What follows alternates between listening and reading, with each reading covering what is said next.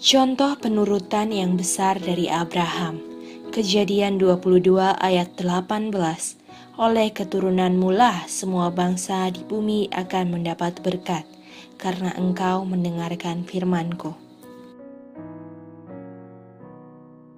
Di atas Gunung Moria, Allah kembali memperbaharui perjanjiannya, meneguhkan dengan satu sumpah yang khidmat akan berkat kepada Abraham dan kepada benihnya sepanjang generasi-generasi mendatang.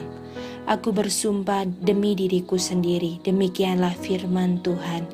Karena engkau telah berbuat demikian, dan engkau tidak segan-segan untuk menyerahkan anakmu yang tunggal kepadaku, maka aku akan memberkati engkau berlimpah-limpah dan membuat keturunanmu sangat banyak seperti bintang di langit dan seperti pasir di tepi laut, dan keturunanmu itu akan menduduki kota-kota musuhnya.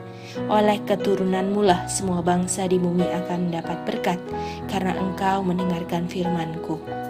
Perbuatan iman Abraham yang besar itu berdiri sebagai satu menara terang yang menerangi jalan hamba-hamba Allah di sepanjang zaman yang berikutnya. Abraham tidak mencoba untuk mencari maaf bagi dirinya sendiri, untuk tidak menurut kepada kehendak Allah. Selama perjalanan 3 hari itu, ia mempunyai cukup waktu untuk berdalih dan meragukan Tuhan.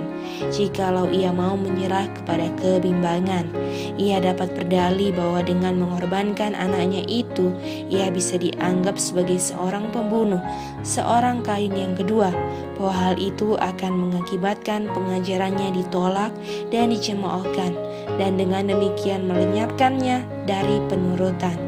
Tetapi Abraham tidak mau berlindung di bawah dalih-dalih ini. Abraham adalah seorang manusia. Nafsu dan sifat-sifatnya adalah sama dengan kita. Tetapi ia tidak bertanya-tanya bagaimana janji itu dapat digenapi jikalau Ishak harus disembelih.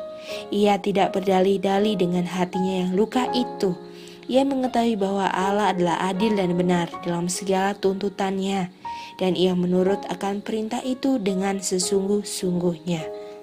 Adalah untuk meninggalkan kesan kepada pikiran Abraham dengan kenyataan daripada Injil, sebagaimana juga untuk menguji imannya, bahwa Allah telah memerintahkannya untuk menyembelih anaknya. Kesedihan yang ia derita selama hari-hari ujian yang gelap dan hebat itu dibiarkan terjadi kepadanya agar dia dapat mengerti dari pengalamannya sendiri sesuatu yang mengenai kebesaran daripada pengorbanan yang diadakan oleh Allah yang Maha Kuasa itu untuk penebusan manusia. Tidak ada ujian lain yang dapat mengakibatkan Abraham menderita tekanan jiwa yang begitu hebat seperti dengan cara mengorbankan anaknya. Allah telah menyerahkan anaknya kepada satu kematian yang hina dan menderita. Malaikat-malaikat yang menyaksikan kehinaan serta tekanan jiwa yang dialami oleh anak Allah tidak diizinkan untuk campur tangan, sebagaimana dalam masalah Ishak. Tidak ada suara yang berseru, "Sudah cukup," untuk menyelamatkan umat yang berdosa. Raja kemuliaan itu telah menyerahkan hidupnya. Bukti yang lebih kuat apakah yang diberikan tentang belas kasihan serta kasih Allah yang tidak terbatas itu? Ia yang tidak menyayangkan anaknya sendiri, tetapi yang menyerahkannya bagi kita semua. Bagaimanakah mungkin ia tidak mengaruniakan segala sesuatu kepada kita bersama-sama dengan dia? Roma 8 ayat 32. Alfa dan Omega jilid 1 halaman 171 sampai 173.